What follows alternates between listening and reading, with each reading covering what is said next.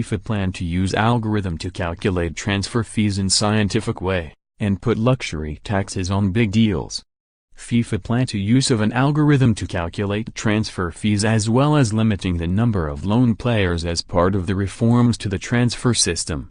The report, seen by Reuters, found multiple failings in the current system, saying among its many criticisms that it led to various abuses at the expense of young players and the integrity of competitions.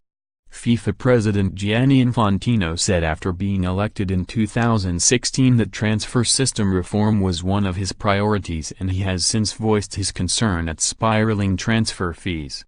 The report said mechanisms to achieve transparency and objectivity in the calculation of transfer fees should be considered. It raised several ideas for putting the brakes on fees, including the use of an algorithm, or set of mathematical rules, to calculate the value of players. The task force, set up by Infantino in November, said the Swiss-based Size Football Observatory had already developed an algorithm to estimate transfer values and probabilities in a scientific way. Another idea it put forward was to impose a luxury tax on excessive transfer spending and use the money raised to create a solidarity fund. It said that an inflated transfer market was driving unsavory practices which may lead to the exploitation of players. In a section on the role of agents, the report added, "The transfer system appears to have turned into a speculative market. This is not fair to the football clubs or grassroots which are the foundation of the professional sport."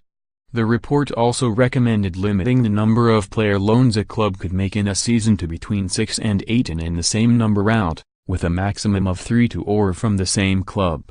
It also said the loan system needed to have a clearly defined purpose. The report said the current setup sometimes prevents young players from fully developing their talent, adding that one unnamed club had loaned out 146 players between 2011 and 2017. A limit on squad sizes was also proposed, the report saying that the stockpiling and subsequent loaning of players, particularly young players, can be detrimental to their development due to the unsettling nature of being on loan. Regarding agents, it proposed a cap on fees and an end to the practice where the same agent can act for both clubs and the player in a single transaction. It proposed the creation of a clearinghouse to process transfers, pay agents and redistribute training compensation, saying this would help prevent fraudulent conduct and money laundering.